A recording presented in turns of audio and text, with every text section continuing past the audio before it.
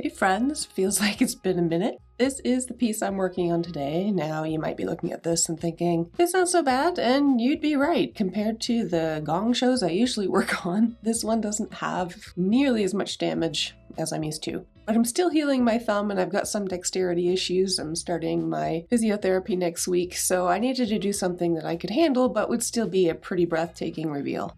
This is mostly walnut veneer. The front of the drawers are burled and they are absolutely gorgeous. We got a little bit of bakelite and brass on the pulls. This old vanity used to have a mirror. You can see where it used to sit here on the back. That was long gone before this piece ever got to me, and this has actually been in storage now for a few years. There is a tag on the back, doesn't have a date. I know roughly when this would have been made, but there's no official date, just an article number. There's a good chance that the actual date might have been stamped on the mirror. Now there are a couple things to deal with here. It is missing one leg. I am not going to be able to fix that in this video because I don't feel super confident using a router with my thumb the way it is. But we're going to do everything else. And trust me when I tell you, this is one of those jaw-dropper reveals. Stay tuned. My name is Angie and I refinish furniture. Sometimes I paint and sometimes I don't, but I always do what I can to save old pieces from the trash. Welcome to my workroom. Okay, so this is a finish that I would normally scrape. It's pretty brittle in spots and it would just be quick work, no chemicals, but in this situation, because of my thumb, I have to kind of do as little as possible. So I'm going to be using a chemical stripper to get this old finish off.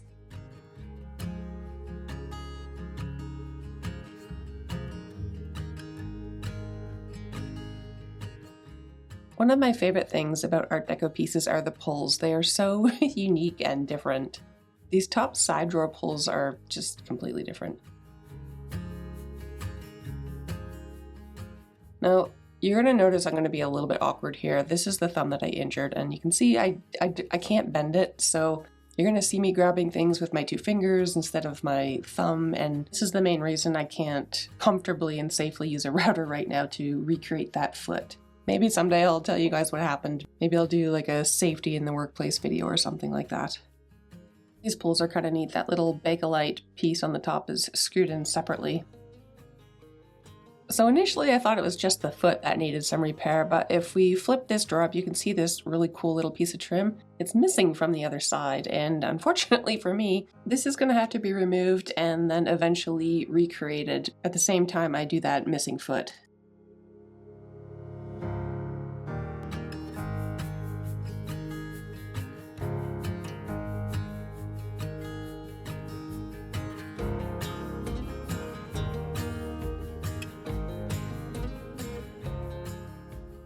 So like I mentioned, I'm using a chemical stripper here to remove the finish. This is, I think, the first time in recent history that I've been dealing with veneer that's actually in pretty good shape, so I feel like this is gonna go fairly easily.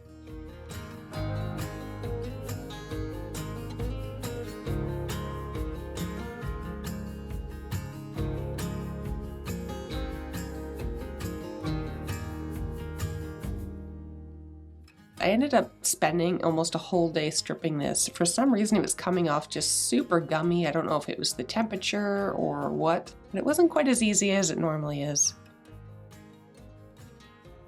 Once I had the first round of gunk off, I actually switched to some steel wool for the drawers. I didn't really want to run a scraper across this beautiful burled walnut. You do have to be careful though when you're using steel wool with stripper, because in some situations on certain woods it can actually leave little iron deposits in your wood grain, and that's never a fun surprise, but I have never once had an issue using that combination on walnut, so that's what I decided to use. I'm going to remove the hinges from these panels. They're pretty gross, so I'm going to clean those up.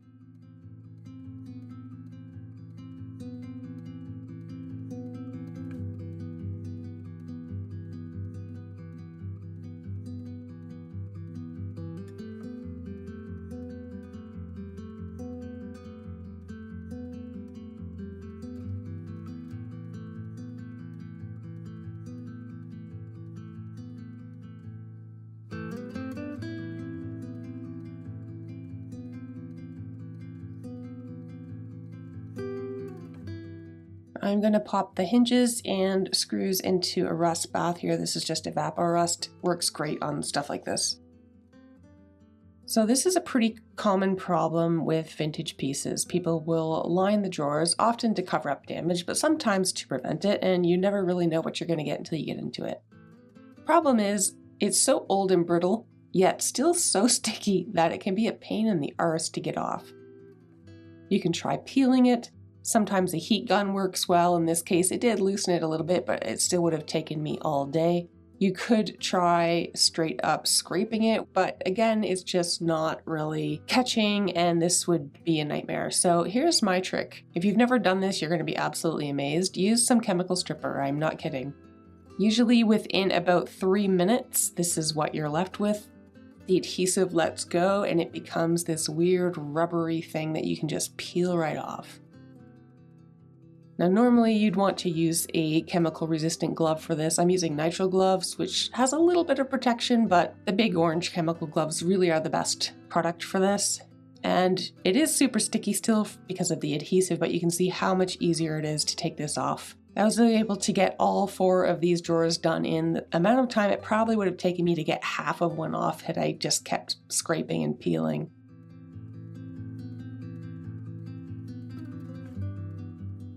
Once you get the drawer liner off, you can add another round of stripper, or you can use some acetone, which is going to help get off the remaining adhesive, and then you can go ahead and sand and seal.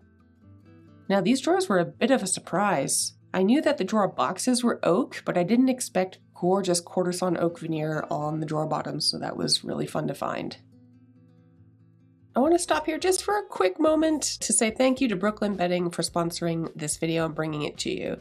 Back in July, it was time to tackle the guest room in the house. I mean, it already had a bed.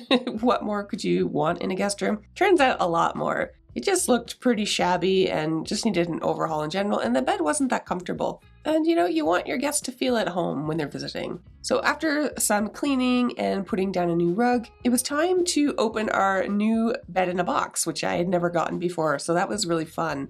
Unpacking it, and when we cut the plastic and watched it inflate, I don't know why, but I got such a kick out of this. I was giggling like a little kid watching this inflate. And even Nacho got in on the action. He particularly liked the box. All of their mattresses are designed and assembled right in their Arizona factory, and then shipped free of charge right to your door. This is great because it allows them to use premium materials and get it to you without the use of a middleman, which means a better price for you.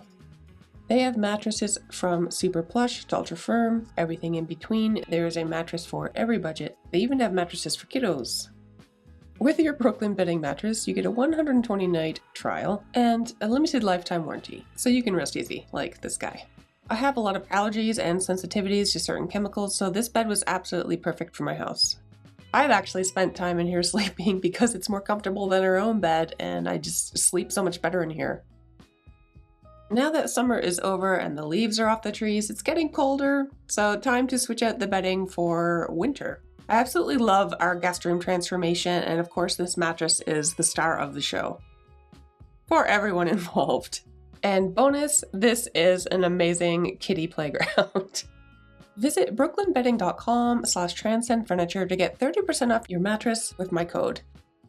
And don't forget, you can help support the channel after the fact by telling them that I was the one who sent you in your post-purchase survey.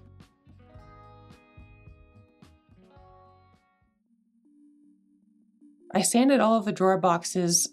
You'll see why when you see the next drawer. It's quite a remarkable before and after. Slid this back into place. Now there's 2 little nails here that I have to kind of pull up over the lip, so I'm just going to lift these up, grab a hammer and tap it forward back into position. And then I can hammer it back down to secure it.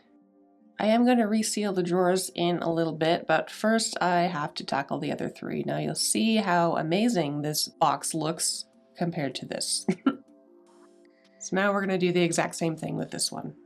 The 2 screws on the outside, I'm just tapping up very lightly and then tapping the bottom back down so I can grab these and pull them out. The 2 screws that are holding the drawer guide in place, those aren't going to be able to come out very easily. So that's why I was lifting the drawer bottom up and pulling it forward. Now you have to be really careful not to do this too hard, or you can actually break the sides of the drawer. So this is something you get better with over time you can kind of feel how far you can push it. And sometimes you just can't get them out. But it's always a great day when you can get the drawer bottom out because it makes it so much easier to clean up.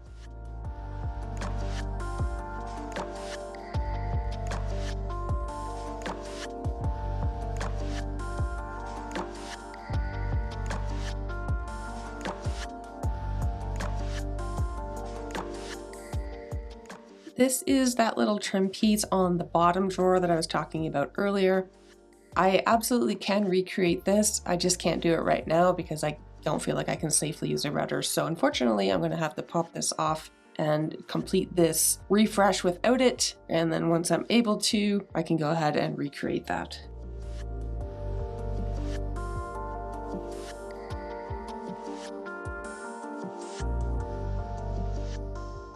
Now, I did consider just using the finish that I'm choosing on everything without staining these sections here. Obviously, the walnut is not being stained. It's going to be beautiful just on its own, but it's these trim pieces and the top and sides of the drawers that I like to add just a little bit of extra contrast to.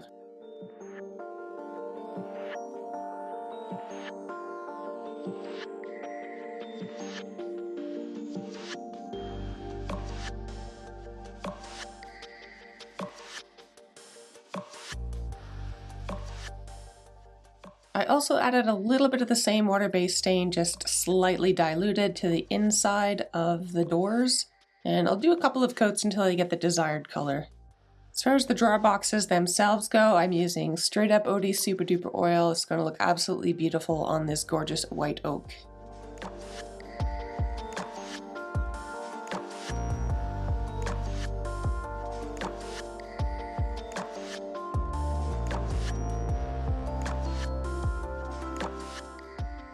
I feel like this drawer is staring at me.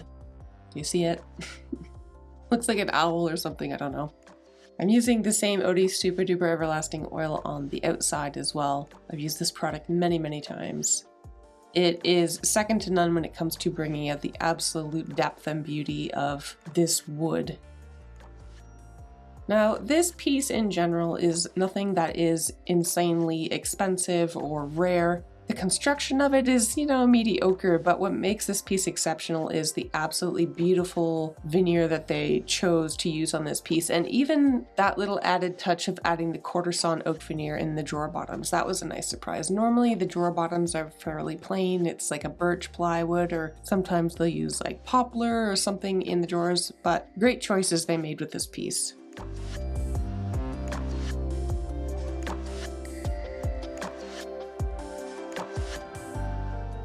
Once the Odie is applied, it needs a little bit of time to bond with the wood fibers, so while I'm waiting for that to happen, I'm going to clean up this hardware. Now what's interesting is that these pulls here for the long drawers are solid brass, but all of the other components are not. In particular, this knob here is plated, so I'm very limited with how much I can polish this unless I want to paint it. So I'm not going for absolutely like stark new looking here. I just want to clean it up a bit. So I don't care if there's still a little bit of patina, a little bit of age on these. I mean, this piece is old. Once the Odie has set long enough, it is time to buff it off. This is not a process to take lightly, and it's one of the biggest mistakes beginners make when using this product. They don't buff off enough. It should literally feel dry to the touch. And if you pull your fingers across it, you should not see any finger streaks like marks. And I lost a screw. My last screw. Now, I did go looking for a mirror for this. Now, excuse the hairy legs, they're not mine. This is a Facebook Marketplace picture. You never know what you're gonna get. But I did find this mirror. I think the base of it might be a little bit too wide, but I did send an inquiry to see if I could get some measurements. This was last Wednesday. After his initial response, I never heard back. So hopefully this will work out. If not, I mean, I guess the new buyer could put whatever they want above it, if anything at all. But I had to try. So looking back at what I started with, again, this isn't the crazy transformation in terms of damage that you guys are usually used to, but I'm healing my thumb. I had to do what I had to do. It's still a piece absolutely worthy of an incredible glow up, and that is exactly what it got. Definitely had the potential, it just needed a couple days of work and some love. As always, thank you guys so much for watching and being patient with me while I heal. Enjoy the reveal, and I'll see you next time.